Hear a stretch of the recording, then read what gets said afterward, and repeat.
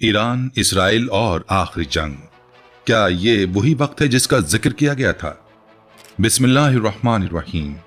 नाज़रीन, 1400 साल पहले कही गई एक बात आज के अखबार की सुर्खी लगती है।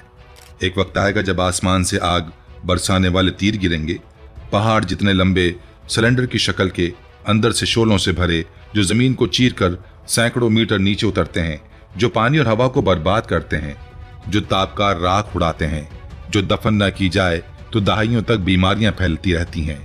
ये अल्फाज उस वक्त कहे गए जब न मिसाइल थे, न एटम बम, न बंकर, न ऐसा कोई तस्वुर भी था कि इंसान ऐसे हथियार बना सकता था। आज 13 जून 2025 की रात, आज रात तेहरान के ऊपर वही आसमान रोशन हुआ जो सिर्फ तबाही के वक्त रोशन होता है। इसराइल के जंगी तैयारों ने ईरान के एटमी मराकज़ पर हमला किया। नजर जल रहा था, फर्दो तबाह हो रहा था, इस्फहान धमाकों में लिपटा था। दुनिया भर में करोड़ों इंसान सांस रोक के बैठे थे और मुसलमानों के दिलों में एक सवाल गूंज रहा था जो लफ्जों में कहना मुश्किल था, लेकिन हर धड़कन इसे महसूस कर रही थी। क्या ये वही वक्त है? क्या ये वही कड़ी है जिसके बाद वाली कड़ियां हम सब जानते हैं लेकिन सोचना नहीं चाहते? आज हम उसी जंजीर को शुरू से आखिर तक देखेंगे, हर कड़ी को मिलाएंगे और फैसला आप पर छोड़ेंगे। क़यामत का इल्म सिर्फ अल्लाह को है, लेकिन निशानियां पढ़ना और उन्हें समझना हमारा फर्ज है। ये कहानी कहाँ से शुरू हुई और इसकी आखिरी मंजिल क्या है, ये समझना जरूरी है, क्योंकि यही वो धागा है जिससे पूरी जंजीर बनी हुई है। अमेरिका के मौजूदा वजीर दिफा ने इसराइल में एक तकरीर की और खुलकर कहा कि मस्जिद अक्सा की जगह पर यहूदियों की इबादतगाह बनाई जानी चाहिए। ये बैनुल अक़वामी मीडिया में रिपोर्ट हो चुका है, ये कोई सुनी सुनाई बात नहीं। उसी शख्स ने अपनी किताब में इस्लाम को इस्लामी मुगालता कहा, जमहूरियत की मुखालफत की, यूरोप में मुसलमानों की आबादी पर अफसोस का इजहार किया और साफ लिखा कि मुसलमानों की तादाद मगरिब में बतदरीज कम की जानी चाहिए। अब आप इस पूरी तस्वीर को देखें, पहले गजा को तबाह करो, फिर ईरान को कमजोर करो और फिर बारी बारी मुसलमान मुल्कों को अंदर से तोड़ो। यूरोप और अमेरिका से मुसलमानों को निकालो और आखिर में मस्जिद अक्सा की जगह हैकल सुलेमानी बनाओ। ये जंजीर की पहली कड़ी है। मस्जिद अक्सा वो मकाम है जहाँ से हमारे नबी सल्लल्लाहु अलैहि वसल्लम ने मेराज फरमाई, जो हमारा पहला किबला था और जो इस्लामी रिवायत के मुताबिक आखिरी मार्के का मरकज है। अगर इस मकाम पर हाथ डाला गया तो वो चिंगारी होगी जो पूरी दुनिया को आग लगा देगी और इसी आग से वो बड़े वाक़यात शुरू होंगे जो सदियों से बयान करते हुए आए हैं। इसलिए ये बहुत ज़रूरी है कि हम इस जंजीर के हर हल्के को पहचानें, सिर्फ खबरें पढ़ने की तरह नहीं, बल्कि एक मोमिन की आंख से देखें जो निशानियों को जोड़ता है और समझता है कि सब किसी बड़े नक्शे का हिस्सा है। और इस मंसूबे की जंजीर को समझने के लिए हमें 2023 से आज तक का सफर देखना होगा, क्योंकि ये सब अचानक नहीं हुआ, ये एक एक कड़ी जोड़कर बनाया गया है। अक्टूबर 2023 में गजा से हमला हुआ और इसराइल ने जवाब में गजा को राख कर दिया। हजारों बेगुनाह शहीद हुए। दुनिया ने देखा कि ये पहली कड़ी थी। अप्रैल 2024 में इसराइल ने दमिश्क में ईरान के सिफारतखाने पर बमबारी की। ईरानी फौजी कमांडर मारे गए। ईरान ने पहली बार बराह रास्त जवाब दिया, 300 से ज्यादा मिसाइल और ड्रोन, लेकिन अमेरिका, बरतानिया, फ्रांस और उर्दून ने मिलकर सब फजा में तबाह कर दिए। उर्दून एक मुसलमान मुल्क, उसने ईरान के मिसाइल गिराए और इसराइल को बचाया। ये दूसरी कड़ी थी। मुसलमानों का तफर्रुका खुलकर सामने आ गया। जुलाई 2024 में तेहरान के अंदर इस्माइल हानिया शहीद हुए ईरान की जमीन पर, और ईरान कुछ न कर सका। 2024 में हसन नसरुल्लाह लबनान में शहीद हुए। अक्टूबर 2024 में ईरान का आखिरी फजाई दिफाई निजाम तबाह हुआ। अब ईरान बेदिफा था, खुला था और इसराइल जानता था कि हर कड़ी अपनी जगह पर आ चुकी है। ये तीसरी कड़ी थी। और फिर 13 जून 2025 की रात, वो कड़ी जिसका इंतजार हो रहा था, ऑपरेशन राइजिंग लाइन शुरू हुआ। ये तीनों कड़ियां ये बताती हैं कि जो हो रहा है ये इत्तफाक नहीं, ये एक बाकायदा मंसूबा है जो एक एक कदम आगे बढ़ रहा है और मुसलमानों को हर कदम पर बेबस और तन्हा छोड़ता जा रहा है। ऑपरेशन राइजिंग लाइन बरसों की मंसूबाबंदी का नतीजा था। नतनज, फर्दो, इस्फहान, ईरान के तमाम एटमी मराकज़ एक एक करके निशाने पर आए। अहम फौजी कमांडर और एटमी साइंसदान मारे गए। ईरान ने जवाब दिया तो जवाब तारीख का खौफनाक तरीन हमला था। 900 बैलिस्टिक मिसाइल और 1000 मुसल्लह ड्रोन। तलबीब, हैफा, शीबा पर आग बरसाई गई। 15 जून को ईरान और यमन के हौसियों ने एक साथ मिलकर हमला किया। पूरे शहर में 61 इमारतें तबाह हुई, 9 हलाक, 200 जख्मी। इसराइल के आयरन डोम, डेविड सीलिंग और एरो सिस्टम ने अमरीकी मदद से ज्यादातर मिसाइल रोके, लेकिन कुछ ने अपना निशाना पाया। 22 जून को अमेरिका ने ऑपरेशन मिडनाइट हैमर के तहत 3 ईरानी एटमी मराकज़ पर बराह रास्त हमला किया। ईरान ने कतर में अमरीकी अड्डे पर मिसाइल दागे। पूरी दुनिया एक लम्हे के लिए सांस रोककर खड़ी हो गई। 24 जून को जंग बंद हुई, 12 दिन, लेकिन माहिरीन ने कहा कि ये जंग खत्म नहीं हुई, ये सिर्फ रुकी है। अक़वाम मुत्तहिदा में ईरान के खिलाफ करारदाद आई। रूस और चीन ने भी वोट नहीं दिया, वीटो भी नहीं किया। ईरान इस सब में अकेला था और यही वो चौथी कड़ी थी जो बता रही थी कि जंजीर अभी मुकम्मल नहीं हुई। और सबसे अहम बात यह थी कि इस पूरी जंग में अमेरिका ने साफ ऐलान कर दिया कि वो इसराइल के साथ है, किसी भी कीमत पर, किसी भी हद तक। और ये बात आने वाले वक्त की तस्वीर को और गहरा कर देती है। और जंजीर की अगली कड़ी फरवरी 2026 में जुड़ी। ईरान में 1979 के बाद सबसे बड़ा एहतजाज फूटा। अवाम सड़कों पर थे, हुकूमत के खिलाफ थे, हजारों मारे गए। और उसी वक्त जब ईरान अंदर से टूट रहा था, अमेरिका और इसराइल ने एक बड़ा हमला कर दिया। इस बार सुप्रीम लीडर अली खामनाई भी शहीद हुए। उनके बेटे मुश्तबा खामनाई नए सुप्रीम लीडर बने। हिजबुल्ला दोबारा सरगर्म हुई, लबनान जला और खित्ते की आग भड़क गई। अप्रैल 2026 में यह आग अभी भी जल रही है। 30 साल में बिना महवर मज़ाहमत 2-3 सालों में बिखर गया। शाम गया, हमास की क़यादत गई, हिजबुल्ला कमज़ोर हुई, ईरान अकेला रह गया। अब ज़रा ठहरें और सोचें कि ये सब क्या है। एक मंसूबा है जो एक एक कड़ी जोड़ता जा रहा है। फिर प्रॉक्सी ताकतें ख़त्म करो, फिर ईरान को कमज़ोर करो, फिर मुसलमानों को आपस में लड़ाओ, फिर मस्जिद अक्सा तक पहुंचो। और मुसलमान इस पूरी जंजीर को देखते हुए भी आपस में उलझे हुए हैं। कहते हैं ईरान गलत है, कुछ कहते हैं कि इसराइल गलत है, लेकिन कोई नहीं पूछता कि जंजीर का आखिरी सिरा कहाँ जाता है। और ये भी देखें कि ईरान अकेला नहीं टूटा, उसके साथ उम्मत मुस्लिमा की इज्तिमाई ताकत का भरम भी टूटा। और ये एहसास कि मुसलमान मिलकर कुछ कर सकते हैं, वो भी कमज़ोर हुआ। और यहीं से वो हिस्सा शुरू होता है जो बाकी दिल को दहला देता है।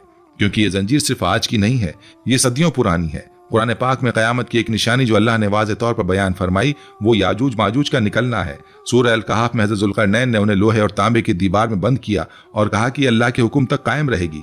और सूरह अल अंबिया में अल्लाह ने फरमाया कि एक बस्ती के बासियों को वापस आना हराम है, यहाँ तक कि याजूज माजूज को खोला जाए। कुछ उलमा के मुताबिक ये बस्ती बैतुल मुक़द्दस की तरफ इशारा है। और फिर 1917 से 1948 के दरमियान वो लोग वापस आए जिन्होंने सदियों पहले जमीन से निकाला गया था। कुरान कहता है कि जब तक याजूज माजूज ना खुलें वो वापस नहीं आ सकते। वो वापस आ गए। तो क्या याजूज माजूज का दरवाजा भी खुल चुका है? और अगर खुल चुका है तो एक रिवायत में आता है कि याजूज माजूज दुनिया के मुआशी निज़ाम में फसाद फैलाएंगे। आज दुनिया का मुआशी निज़ाम, तिजारती रास्ते, डॉलर, पाबंदियां सब किसके हाथ में है? कौन फैसला करता है किस मुल्क की मईशत चले और किसकी डूबे? ये सवाल है। जंजीर की ये कड़ी 1400 साल पुरानी है, लेकिन आज के अखबार से मिलती है। याजूज माजूज के बारे में एक और बात, रिवायत में है कि वो बहुत बड़ी तादाद में होंगे और दुनिया पर छा जाएंगे। आज देखें कौन सी कौम सबसे बड़ी मुआशी और फौजी ताकत है और किसका निज़ाम दुनिया पर हावी है। और जंजीर की अगली कड़ी वो है जो सबसे ज्यादा रोंगटे खड़ी करती है। मफाजात मोहम्मद ईसा इब्न दाऊद के मजमुए में एक खुतबे का जिक्र है जिसमें आखिरी जमाने के हथियारों की ऐसी तफसीर है जो आज किसी फौजी माहिर की जबानी लगती है। उस खुतबे में कहा गया कि एक वक्त आएगा जब आसमान से ऐसे तीर गिरेंगे जो पहाड़ों जितने लंबे होंगे, सिलेंडर की शक्ल के होंगे, अंदर से शोले भरे होंगे। ये हथियार यूरेनियम, लोहे, फौलाद और आपस में मिले हुए मादों के मुरक्कब से बने होंगे और इनमें से कुछ जमीन को चीर कर सैकड़ों मीटर नीचे उतर जाएंगे, पानी और हवा को खराब कर देंगे। तापकार राखें उड़ेंगी जो दफन न की जाए तो दहाइयों तक बीमारियां फैलाती रहें।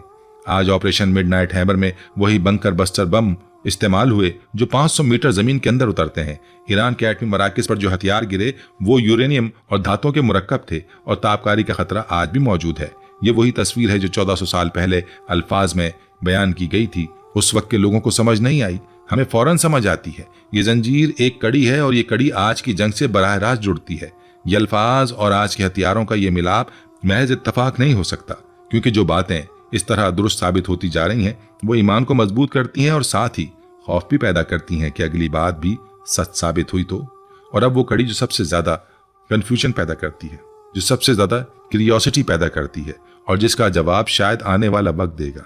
किताबुल फितन में एक रिवायत मिलती है जिसमें कहा गया है कि खुरासान की सरजमीन से स्याह झंडे वालों का लश्कर उठेगा। जैसे जमीन से दरख्त उगता है वैसे वो उठेगा और अल्लाह के हुक्म के फैलने के बाद वो कभी नहीं रुकेगा।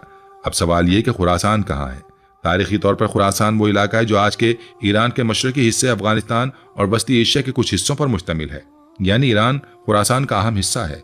आज ईरान पर हमले हुए, ईरान के एटमी मराकज़ तबाह हुए, ईरान के सुप्रीम लीडर शहीद हुए, लेकिन ईरान अभी भी लड़ रहा है, अभी भी मज़ाहमत कर रहा है। और खुरासान से उठने वाले लश्कर के हथियारों की तफसील क्या है? कहा गया है कि उनकी सवारियों पर अकाब लड़ रहे होंगे। आज की जंगों में ड्रोन वो आंखें हैं जो सवारियों के ऊपर उड़ती हैं और निशाने लेती हैं। ईरान और हौसियों के ड्रोन इस पूरी जंग में सबसे ज्यादा मौजूद बहस रहे। क्या ये इत्तफाक है या ये जंजीर की एक और कड़ी है? ये लश्कर इमाम मेहदी अलैहिस्सलाम तक पहुंचेगा और जो इस लश्कर में शामिल होंगे वो इमाम मेहदी से अपनी जानों से ज्यादा मोहब्बत करेंगे। और अगर खुरासान से उठने वाला लश्कर आज की किसी जंगजू कुव्वत से जुड़ता है तो सोचें वो लोग कौन हैं जिनके दिल लोहे से सख्त हैं, जो दुनिया की तमाम ताकतों के मुकाबले में भी नहीं डरते और इमाम मेहदी का इंतजार करते हैं। और इस जंजीर का एक और नाम है जो बहुत अहम है। मुहियुद्दीन इब्न अरबी ने 350 से ज्यादा किताबें लिखी, जिनमें से आज सिर्फ 3-4 मिलती हैं, बाकी दुनिया से गायब हो चुकी हैं। उन्होंने कहा था कि मैंने ये किताबें आने वाले दौर के लोगों के लिए लिखी हैं। क्या वो आने वाला दौर यही है? ये सवाल जहन में रहने दें, क्योंकि जंजीर अभी खत्म नहीं हुई। दज्जाल का फितना इस्लामी रिवायात के मुताबिक आखिरी जमाने का सबसे बड़ा फितना, वो भी इसी जंजीर की एक कड़ी है। दज्जाल झूठ को सच और सच को झूठ बनाकर पेश करेगा और वो एक आंख से देखेगा, यानी सिर्फ एक तरफ से। आज का मीडिया क्या है? गजा में बच्चे मर रहे थे, बड़े मीडिया ने कहा यह दिफाई जंग है। ईरान को तबाह किया गया और कहा गया ये एटमी खतरा रोका। सच को छुपाना और झूठ को सजाना, सिर्फ एक तरफ से दिखाना, क्या ये वही यकरुखी नहीं जो दज्जाली फितने की निशानी बताई गई है? कुछ उलमा के मुताबिक दज्जाल खुद नहीं आया, लेकिन दज्जाली निजाम पूरी दुनिया पर कायम हो चुका है और ये निजाम उसी जंजीर का हिस्सा है जिसकी आखिरी कड़ी इमाम मेहदी का ज़हूर और दज्जाल का खात्मा है। और दज्जाली निजाम की एक और अलामत है कि वो लोगों को खुशहाली का लालच देगा और जो उसके साथ ना जाए उसे तकलीफ में डालेगा। क्या आज का मुआशी निजाम कुछ ऐसा नहीं करता? जो इताअत करे उसे फायदा और जो ना करे उसे पाबंदियां। और इस पूरी जंजीर को समझने के लिए एक और पहलू को देखना जरूरी है जो बहुत कम लोग जानते हैं। एक अमरीकी मुहक्किक की किताब में यह दस्तावेज किया गया है कि जो यहूदी इंतहा पसंद है वो सिर्फ इस्लाम से नहीं बल्कि ईसाइयत से भी उतनी ही नफरत करते हैं। यानी ये लड़ाई पहले इस्लाम, फिर ईसाइयत और फिर पूरी इंसानियत के खिलाफ है। ईसाइयों का एक बड़ा ग्रोह जिन्हें क्रिश्चियन ज़ायनिस्ट कहते हैं, वो भी चाहते हैं कि हैकल सुलेमानी बने ताकि हज़रत ईसा अलैहिस्सलाम की वापसी हो। हम मुसलमानों का भी ईमान है कि हज़रत ईसा अलैहिस्सलाम नाजिल होंगे। दोनों का इंतजार है, लेकिन अकीदे मुख्तलिफ हैं। और रिवायत में हज़रत ईसा अलैहिस्सलाम इमाम मेहदी के साथ मिलकर दज्जाल को खत्म करेंगे और अल्लाह का दीन पूरी दुनिया पर गालिब आएगा। ये जंजीर की आखिरी कड़ी है, लेकिन इस आखिरी कड़ी से पहले जो कड़ियां हैं, मस्जिद अक्सा का खतरा, मुसलमानों का तफर्रुका, बड़ी ताकतों का तसादुम, ईरान इसराइल जंग, क्या ये सब इसी जंजीर के हिस्से नहीं लगते? कुछ उलमा के मुताबिक ऐसा महसूस होता है कि हम इसी जंजीर के दरमियान खड़े हैं और आगे क्या होगा यह अल्लाह ही जानता है। लेकिन जो कुछ हो रहा है वो गैर मामूली जरूर है। और ये सोचें कि जब दज्जाल आएगा तो वो यहूदियों की तरफ से आएगा और जब इमाम मेहदी आएंगे तो वो मुसलमानों के लिए आएंगे। और ये आखिरी मुकाबला बैतुल मुकद्दस की सरजमीन पर होगा, जहां आज से पहले ही मैदान गर्म हो रहा है। लेकिन इस सब में एक सबसे ज्यादा तकलीफ दे बात है कि मुसलमान इस जंजीर को देखते हुए भी नहीं देख रहे। जब ईरान पर हमला हुआ तो उर्दू ने मिसाइल गिराए, खलीजी ममालिक खामोश रहे, रूस और चीन ने मुंह फेर लिया। ईरान ने जब जवाबी हमले में गलती की और खलीजी मुल्कों के अमरीकी अड्डों को निशाना बनाया तो मुसलमान और दूर हो गए। ये वही चाल थी जो दुश्मन ने चली थी, मुसलमानों को आपस में लड़ाओ ताकि असल दुश्मन नजर से ओझल हो जाए। और ये चाल कामयाब हुई। 1.5 अरब मुसलमान हैं लेकिन एक आवाज नहीं है। 57 मुसलमान मुल्क हैं लेकिन एक सफ नहीं। ईरान को तन्हा छोड़ दिया गया। हालांकि सवाल ईरान का नहीं था, सवाल मस्जिद अक्सा का था, सवाल उम्मत की बका का था। कुछ मुबस्सिरीन के मुताबिक ये तफर्रुका कोई नया नहीं, ये वही फितना है जिसका जिक्र रिवायात में मिलता है कि आखिरी जमाने में मुसलमान आपस में ऐसे लड़ेंगे जैसे कभी भाई थे ही नहीं।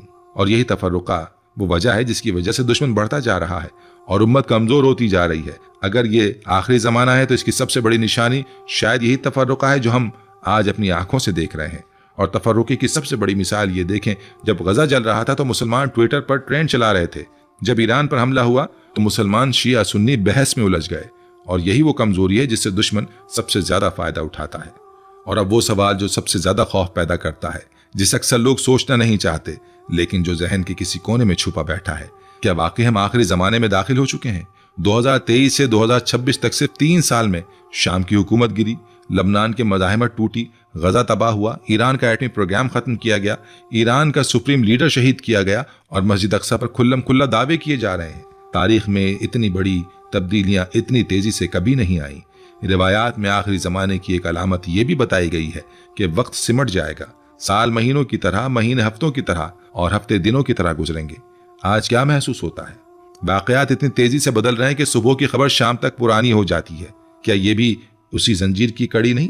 और सबसे बड़ा खौफ यह है कि अगर ये वाकई वही वक्त है तो हम में से अक्सर लोग इस जंजीर को देखकर भी अपनी जिंदगी उसी तरह गुजार रहे हैं जैसे कुछ हो ही नहीं रहा। नमाज कज़ा हो रही है, गुनाह बढ़ते जा रहे हैं, अल्लाह से दूरी बढ़ रही है। और यही सबसे बड़ा फितना है, बैरूनी नहीं अंदरूनी। और वक्त के सिमटने की बात करें तो सोचें 2023 से 2026 तक सिर्फ 3 साल में वो सब हुआ जो पहले शायद 3 दहाइयों में होता। क्या ये वही अलामात नहीं जो बताई गई थी कि आखिरी जमाने में वक्त बहुत तेज हो जाएगा? तो अब वो सवाल जो सीधा दिल पर वार करता है, जब ये सब हो रहा था, जब तेहरान के ऊपर मिसाइल बरस रहे थे, जब गजा के बच्चे मलबे में दबे थे, जब लबनान जल रहा था, उस वक्त हम क्या कर रहे थे? कुछ सोशल मीडिया पर पोस्टें कर रहे थे, कुछ फिरका वाराना बहसों में उलझे थे, कुछ महज तमाशा देख रहे थे और कुछ अपने कारोबार, अपनी गाड़ी, अपने घर की फिक्रों में गुम थे। लेकिन कितनों ने सजदों में सर रखा, कितनों ने आंसुओं के साथ दुआ की कि ऐ अल्लाह इस उम्मत को बचा ले। हमने अल्लामा इकबाल को नहीं पढ़ा, मुहियुद्दीन इब्न अरबी तो बहुत दूर की बात है। हमने अपने बच्चों को ना कुरान सिखाया, ना तारीख, और ना वो इल्म जो उन्हें इस बड़ी कहानी का हिस्सा बनने के काबिल करे। और आज जब वक्त तेजी से आगे बढ़ रहा है, जब जंजीर की कड़ियां एक एक करके जुड़ रही हैं, हम अपने बच्चों को क्या दे रहे हैं? मोबाइल फोन और कार्टून? एटमी धमाके की तापकार राख जब तक दफन न की जाए बीमारियां फैलती रहती हैं, और गुनाहों की राख जब तक तौबा से ना धोई जाए रूह को मारती रहती है। शायद ये पूरी जंग अल्लाह की तरफ से एक झंझोड़ने का लम्हा है। और याद रहे कि जिन लोगों ने आखिरी वक्त में अल्लाह को याद रखा, जिन्होंने मुश्किलात में भी नमाजें नहीं छोड़ी, जिन्होंने गुनाहों से बचते रहने की कोशिश की, वही वो लोग होंगे जिनके लिए अल्लाह ने आसानी रखी होगी। और आखिर में वो बात जो सबसे ज्यादा सोचने पर मजबूर करती है, रिवायत में कि खुरासान से उठने वाला लश्कर इमाम मेहदी अलैहिस्सलाम तक पहुंचेगा और वो लोग इमाम मेहदी से अपनी जानों से ज्यादा मोहब्बत करेंगे। जिस तरह सहाबा किराम रिजवानुल्लाहि अलैहिम अजमईन नबी अलैहिस्सलातु वस्सलाम के गिर्द हल्का बनाते थे, और फिर हजरत ईसा अलैहिस्सलाम नाजिल होंगे, दज्जाल का खात्मा होगा और अल्लाह का दीन पूरी दुनिया पर गालिब आएगा। यह अल्लाह का वादा है और अल्लाह का वादा सच्चा है। लेकिन यहां रुक कर सोचें, वो लश्कर जो इमाम मेहदी तक पहुंचेगा वो कौन लोग होंगे? वो ऐसे लोग होंगे जिनके दिल लोहे से ज्यादा सख्त होंगे, यानी ईमान में पुख्ता। वो लोग जो दुनिया की हर तकलीफ सहकर भी अल्लाह की राह पर कायम रहे होंगे। वो लोग जिन्होंने अपनी जिंदगियां अल्लाह के लिए वक्फ की होंगी। क्या हम ऐसे हैं? क्या हमारी नमाजें, हमारा कुरान, हमारा इखलाक, हमारी मोहब्बत अल्लाह के लिए ऐसी है जो उस लश्कर के काबिल बनाए? अगर नहीं तो अभी भी वक्त है, अभी मौका है, क्योंकि हम नहीं जानते कि अगली कड़ी कब जुड़ेगी, और जब जुड़ेगी तो क्या हम तैयार होंगे? क्योंकि रिवायत में कि इमाम मेहदी का लश्कर अचानक नहीं बनेगा, वो लोग पहले से तैयार होंगे, उनका ईमान पहले से पुख्ता होगा, और वो इस जंजीर की हर कड़ी को पहचानते होंगे और समझते होंगे कि अल्लाह का वादा सच्चा है। तो ये जंजीर जो हमने आज देखी, याजूज माजूज का निकलना, मस्जिद अक्सा का खतरा, खुरासान से लश्कर, मिसाइलों की तफसील जो 1400 साल पहले बयान हुई, दज्जाली निज़ाम का क़याम, मुसलमानों का तफर्रुका, तहजीबों का तसादुम और आज की ईरान इसराइल जंग, ये सब अलग अलग खबरें नहीं हैं। ये एक ही जंजीर की कड़ियां हैं जो एक एक करके जुड़ती जा रही हैं। और इस जंजीर का आखिरी सिरा इमाम मेहदी अलैहिस्सलाम के ज़हूर, हज़रत ईसा अलैहिस्सलाम के नुज़ूल और अल्लाह के दीन की आलमगीर फतह से जुड़ता है। क्या हम इस जंजीर के दरमियान खड़े हैं? हम यकीन से नहीं कह सकते, लेकिन जो हो रहा है वो गैर मामूली है। जो तेजी से हो रहा है वो हैरान कुन है, और जो निशानियां मिलती हैं वो चौंका देने वाली हैं। और आखिर में वो सवाल जो सबसे बड़ा सवाल है, वो सवाल जो आपको आज रात सोते वक्त भी सोचना चाहिए, जब इमाम मेहदी अलैहिस्सलाम का लश्कर जमा होगा, जब फैसले की घड़ी आएगी, जब जंजीर की आखिरी कड़ी जुड़ेगी, उस वक्त आप कहां होंगे? किस सफ में? क्या उस सफ में जो अल्लाह की तरफ बढ़ रही हो, या उस भीड़ में जो सिर्फ देख रही हो? अल्लाह हम सबको हिदायत दे, इस उम्मत पर रहम फरमाए, और हमें वो आंख दे जिससे हम उस जंजीर को पहचान सकें, और वो हिम्मत दे कि उसकी सही कड़ी बन सकें। आमीन। ये जंजीर अल्लाह ने बनाई है, और अल्लाह की बनाई हुई हर चीज अपने वक्त पर मुकम्मल होती है। और जब ये जंजीर मुकम्मल होगी तो पूरी दुनिया देखेगी कि अल्लाह का वादा कितना सच्चा था।